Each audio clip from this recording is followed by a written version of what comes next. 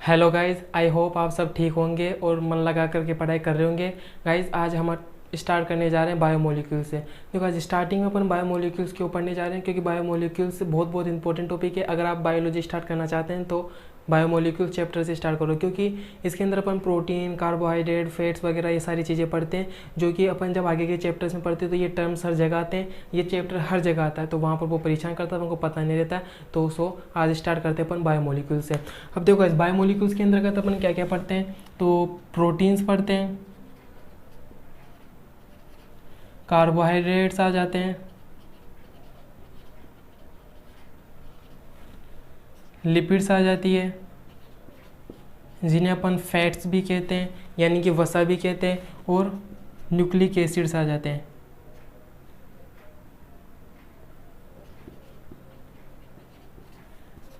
DNA, RNA आते हैं जिसके अंदर। तो देखो ये सारी की सारी जो चीज़ें आती है वो किसके अंतर्गत पढ़ते हैं, अपन बायोमोलिक्यूल्स के अंतर्गत पढ़ते हैं। और ये जितने भी प्रोटीन्स, कार्बोहाइड्रेट, लिपिड या fats, nucleic acid, DNA, RNA हैं, ये कैसी के कार्बनिक पदार्थ हैं। कार्बनिक पदार्थ यानी कि ऑर्गेनिक सब्सटेंसेस है, यानी कि इनके अंदर कहीं ना कहीं कार्बन पाया जाता है। लेकिन गाइस अगर एक क्वेश्चन पूछ ले ऐसे कि कोशिका के अंदर सर्वाधिक मात्रा के अंदर कौन सा पदार्थ पाया जाता है, तो आंसर क्या होगा। तो देखो अगर कोशिका के अंदर सर्वाधिक मात्रा में पाए जाने वाला पदार्थ पूछे तो वो है वाटर, यानी कि जल। 70 से 90% क्या पाया जाता है, वाटर ही पाया जाता है। तो देखो गाइस कोशिका के अंदर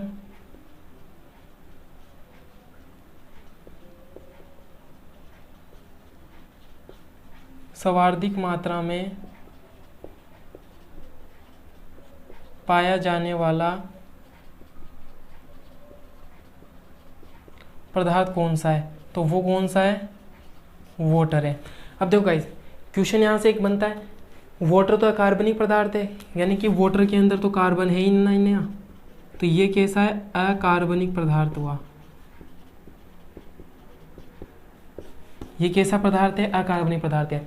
तो कोशिका के अंदर सर्वाधिक मात्रा के अंदर पाया जाने वाला पदार्थ कौन सा, जल तो है, लेकिन जल कैसा है, अकार्बनिक पदार्थ है। 70 to 90% पाया जाता है जो कि, लेकिन ये कैसा है, अकार्बनिक पदार्थ है। अगर क्वेश्चन पूछे कि कार्बनिक पदार्थ कौन सा है, क्वेश्चन पूछ ले कि कार्बनिक पदार्थ कौन सा है कोशिका के अंदर सर्वाधिक मात्रा के अंदर पाया जाने वाला, तो आंसर क्या होगा, प्रोटीन होगा।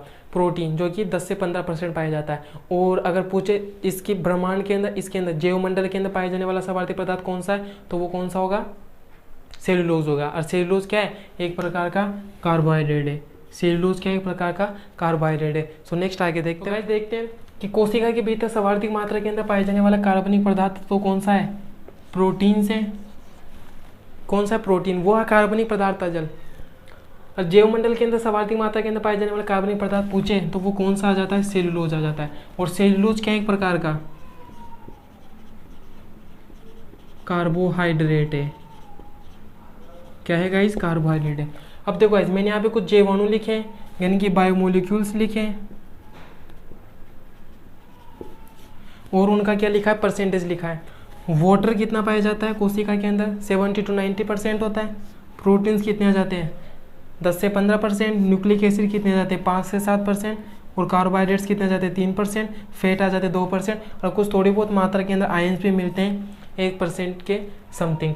तो देखो ये तो कहते हैं इनका जैवाणु हो गया, और कोशिका के भी तो उनका परसेंटेज हो गया। अब अपन स्टार्ट करने जा रहे हैं बायोमोलिक्यूल्स के अंदर पहला कौन सा लिखा था अपन ने, प्रोटीन से।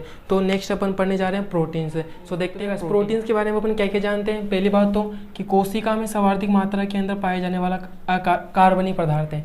कोशिका में पाया जाने वाला, कोशिका में सर्वाधिक मात्रा में पाया जाने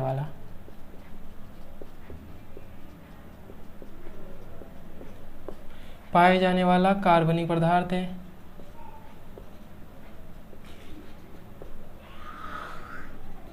यह तो होगा इसकी पहली बात। सेकंड बात, देखो गाइस प्रोटीन्स किससे मिलकर बनते हैं, एमिनो एसिड से। और जो प्रोटीन्स होते हैं वो बहुत सारे प्रकार के होते हैं, यानी अलग अलग प्रकार के होते हैं ना, यानी कि ये क्या है, सबसे विविध प्रकार के कार्बनिक पदार्थ हैं। तो ये सबसे विविध प्रकार के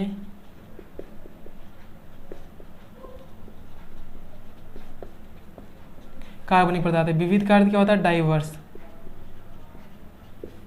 डाइवर्स का अर्थ जानते हैं कि अलग अलग प्रकार के। भाई प्रोटीन्स कितने टाइप्स के होते हैं? अलग अलग टाइप के प्रोटीन्स पढ़ते हैं ना अपन। अब देखो जो प्रोटीन्स होते हैं वो क्या है? मैक्रोमोलिक्यूल्स है।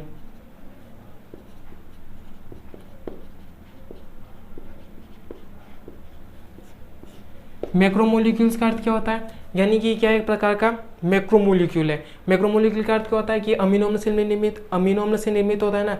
अमीनो अम्ल का क्या है? पॉलीमर है, बहुलक है। तो ये एक प्रकार का क्या है? अमीनो अम्ल से निर्मित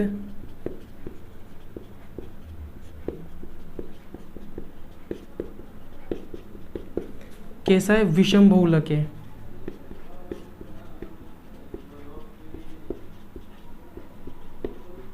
हेटेरोपॉलीमर है।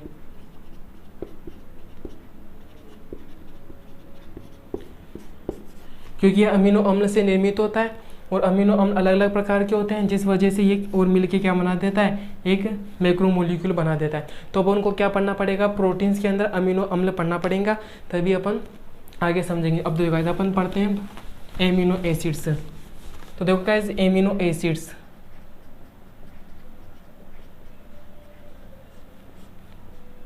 तो एमिनो एसिड्स के बारे में पहली बात तो ये जानो कि ये क्या है?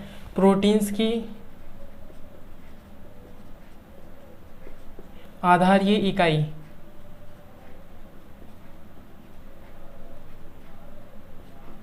या आधारीय इकाई या बेसिक यूनिट्स है, या फिर क्या है? उनके एकलक है, मोनोमर है। क्योंकि भाई प्रोटीन से इनके एकलक से तो मिलकर बनता है, तब जाकर के प्रोटीन का बहुलक बनता है, पॉलीमर बनता है। तो इतनी बात तो क्लियर गाइस। अब नेक्स्ट पढ़ते हैं अपन प्रोटीन की स्ट्रक्चर, देखते हैं अपन।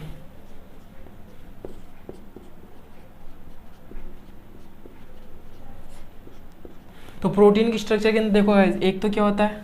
अल्फा कार्बन होता है, और इससे जुड़ा हुआ अल्फा कार्बन से जुड़ा हुआ क्या होता है? एक अम्लीय ग्रुप होता है, और एक क्या होता है? एमिन ग्रुप जुड़ा होता है जो कि क्षारीय होता है, और एक हाइड्रोजन जुड़ा हुआ होता है, और एक क्या जुड़ा होता है? ये जुड़ा होता है, एल्किल ग्रुप बोलते हैं इसे।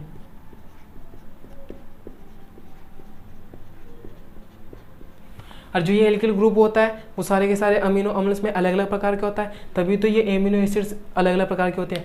अमीनो एसिड्स के अंदर ये वाली इतनी पूरी स्ट्रक्चर सेम रहेगी, बस उसके अंदर ये एल्किल ग्रुप होता है वो चेंज होता रहेगा। तो देखो भाई एक नोट पॉइंट डाल के लिख देते हैं कि सभी अमीनो अम्ल में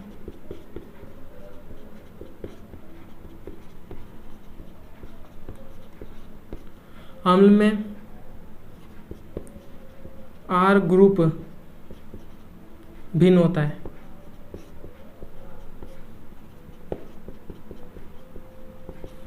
तो सारे के सारे अमीनो अम्ल के अंदर ये क्या होता है? एल्किल ग्रुप भिन्न भिन्न होता है। समझ में आएगा गाइस?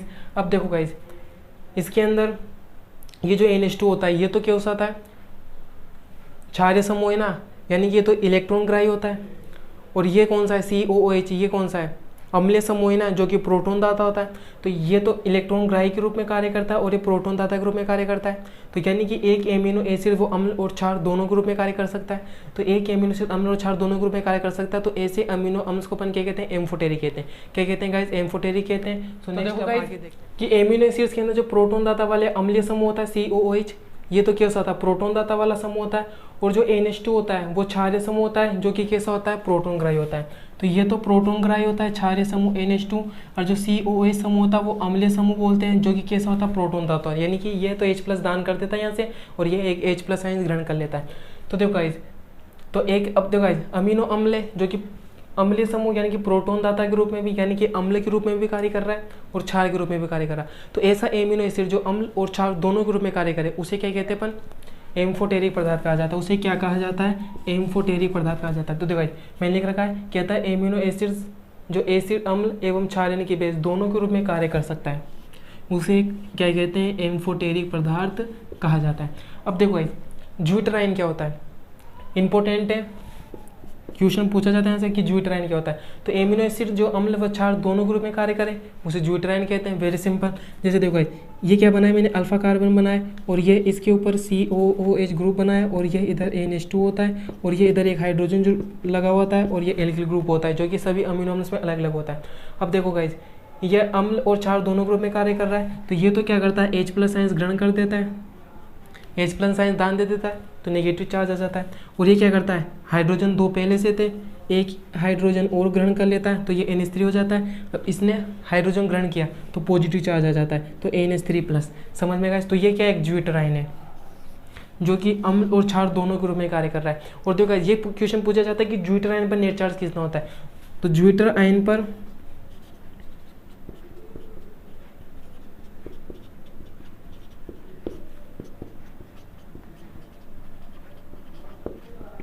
आप बताओ गाइस, ज्यूटर आयन पर नेट चार्ज क्या होना चाहिए, ये पॉजिटिव और नेगेटिव कैंसिल आउट हो जाएंगे, तो नेट चार्ज कितना आ जाता है, 0 आ जाता है। तो समझ में आएगा, वेरी सिंपल। ज्यूटर आयन किसे कहते हैं, यानी कि एक ऐसा अमीनो अम्ल जो एसिड यानी कि अम्ल और क्षार दोनों ग्रुप में कार्य करे, उसे ज्यूटर आयन कहते हैं। और ज्यूटर आयन पर नेट चार्ज कितना होता है, 0 होता है। अब देखो करते हैं अपन आइसोइलेक्ट्रिक पॉइंट, जिसे PI से लिखते हैं।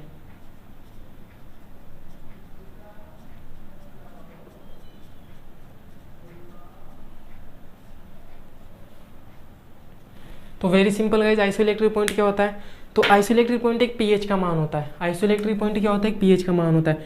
जैसे कि माना कि pH 4 है, मान लिया, तो माना कि एक pH 4 है, तो एक pH 4 के ऊपर एक एमिनो एसिड है जो कि किसकी तरह काम करने लग गया है, वो ज्यूटर आयन की तरह काम करने लग गया है। यानी कि एक pH 4 के ऊपर एक अमीनो अम्ल है जो कि किसकी तरह काम करने लग गया, ज्यूटर आयन की तरह काम करने लग गया। तो एक ऐसी pH जिसके ऊपर एक एमिनो एसिड ज्यूटर आयन की तरह काम करने लग जाता है, तो वही क्या हो जाता है, उसका आइसो इलेक्ट्रिक पॉइंट का मान हो जाता है। तो एक pH 4 के ऊपर एक एमिनो एसिड ज्यूटर आयन की तरह काम करने लग जाता है, तो इसका आइसो इलेक्ट्रिक पॉइंट क्या हो जाता है, 4 हो जाता है। अब इसी डेफिनेशन कैसे लिखेंगे, वेरी सिंपल, कि यह एक ऐसा विशिष्ट pH का मान होता है, यह एक ऐसा विशिष्ट pH का मान होता है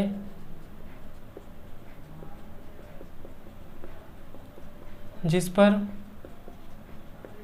एक एमिनो एसिड ज्यूटर आयन की तरह काम करने लगता है। समझ में आएगा। तो आइसोइलेक्ट्रिक पॉइंट क्या होता है, तो ये एक pH का मान होता है जिसके ऊपर एक एमिनो एसिड किसकी तरह, ज्यूटर आयन की तरह काम करने लग जाता है। समझ में आएगा। अब देखो अब अपन क्या करते हैं कि आइसोइलेक्ट्रिक पॉइंट है, तो इस आइसोइलेक्ट्रिक पॉइंट के बारे में कुछ और बातें और जानते हैं, तो आगे देखते हैं। अब देखो गाइस, मैंने क्या बनाया, एक ज्यूटर आयन बनाया, ये अल्फा कार्बन, ये एल्किल ग्रुप, ये हाइड्रोजन, ये COO-, ये NH3+। अब देखो गाइस, ये क्या है, ज्यूटर आयन है। अब समझना गाइस, यहाँ से समझने की बात है कि ये ज्यूटर आयन है, और इस ज्यूटर आयन के अंदर pH का मान किसके बराबर होता है, अरे भाई pH का मान आइसोइलेक्ट्रिक पॉइंट के बराबर ही तो होता है ना, यानी कि आइसोइलेक्ट्रिक पॉइंट pH का मान ही तो होता है, तो ये ज्यूटर आयन है। अब देखो अगर अपन क्या करें, अगर मैं क्या करूँ, pH का मान कम कर दूँ, pH का मान क्या कर दूँ, कम कर दूँ, यानी कि यहाँ पर pH का मान कम हो गया किसकी तुलना में, आइसोइलेक्ट्रिक पॉइंट की तुलना में। pH कम कर रहा हूँ, इसका अर्थ क्या है, अम्लीय माध्यम के अंदर जा रहा हूँ, अम्लीय माध्यम के अंदर जा रहा हूँ, तो अम्लीय माध्यम के अंदर जा रहा हूँ, तो इसको H+ आयंस मिलेंगे, तो ये H+ आयंस जो इसने दान दिए तो वो वापस ग्रहण कर लेता है। तो देखा जब ये ज्यूटर आयन जो था वो कैसे हो जाता है, COO- था, H+ दान दिए थे, अब इसने H+ ग्रहण कर लिए, तो चार्ज खत्म, और ये यहाँ पर NH3+ रहता ही है, यहाँ पर हाइड्रोजन जुड़ा हुआ था और एल्किल ग्रुप जुड़ा होता है। तो pH का मान कम किया, यानी कि अम्लीय माध्यम के अंदर गए, तो अब इसके ऊपर चार्ज कौन सा आ जाता है,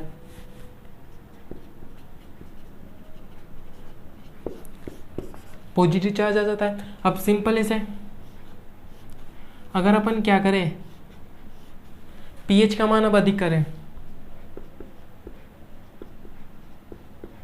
pH का मान क्या किया मैंने, अधिक किया, अधिक करने का अर्थ क्या हुआ कि यहाँ पर pH का मान अधिक हो गया किसकी तुलना में, आइसोइलेक्ट्रिक पॉइंट की तुलना में। pH का मान अधिक करें यानी कि अपन क्षारीय माध्यम के अंदर जा रहे हैं, यानी कि OH माइनस आइंस मिल रहे हैं इसको।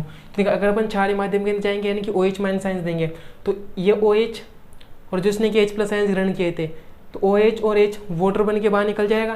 तो जिसने H प्लस ग्रहण करने की वजह जो पॉजिटिव चार्ज आया था H प्लस आइंस दान दे दिए, तब इसके ऊपर चार्ज खत्म हो जाएगा। तो देखो इसकी वजह से हो जाएगा ये अल्फा कार्बन, ये हाइड्रोजन, ये एल्किल ग्रुप, यहाँ पर COO माइनस और यहाँ पर क्या बन जाता है अब ये पुनः NH2 बन जाता है। तो अब यहाँ पर चार्ज कौन सा आ जाता है,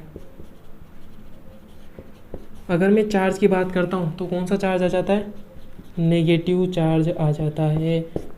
समझ में आएगा कि एक ज्यूटर आयन था, pH का मान कम करते हैं तो पॉजिटिव चार्ज आता है और pH का मान अधिक करते हैं तो नेगेटिव चार्ज आता है। अब गाइस इसके ऊपर एक क्वेश्चन करते हैं तब समझ में आएगा। तो गाइस एक क्वेश्चन है कि 3 एमिनो एसिड्स है A, B और C, इसका आइसोइलेक्ट्रिक पॉइंट दे दिया 4, इसका आइसोइलेक्ट्रिक पॉइंट दे दिया 6 और इसका आइसोइलेक्ट्रिक पॉइंट दे दिया 8, और ये तीनों की तीनों pH 6 के ऊपर क्या कर रहे हैं, काम कर रहे हैं। तो अपन को क्या बताना है, चार्ज बताना, यानी कि इन तीनों की तीनों एमिनो एसिड्स के ऊपर क्या चार्ज होएगा। तो देखो गाइज सॉल्यूशन देखते हैं, पहले के अंदर देखते हैं अपन। देखो गाइज Pi का मान 4 है और pH का मान कितना है, 6 है, यानी कि यहाँ पर pH का मान क्या है, ज़्यादा है Pi से। अरे भाई pH का मान 6 है, Pi का मान 4, यानी कि pH का मान ज़्यादा है। pH का मान ज़्यादा है यानी कि अपन कौन से क्षारीय माध्यम के अंदर गए, यानी कि ये इधर वाला केस पढ़ा था ना अभी, इधर वाला केस, तो उसके अंदर कौन सा चार्ज आता है कि वो वाटर बन के निकल जाता है तो नेगेटिव चार्ज आ जाता है ना। तो एमिनो एसिड्स A के ऊपर तो कौन सा चार्ज हो जाएगा, नेगेटिव। B के अंदर देखते हैं, आइसोइलेक्ट्रिक पॉइंट 6, pH का मान 6, यानी कि आइसोइलेक्ट्रिक पॉइंट और pH का मान क्या है, दोनों बराबर है। तो दोनों बराबर यानी कि ज्यूटर आयन हो गया, ज्यूटर आयन के ऊपर नेट चार्ज कितना होता है, 0। वो भी क्या होता है, न्यूट्रल होता है ना। तो B तो क्या हो जाएगा, न्यूट्रल।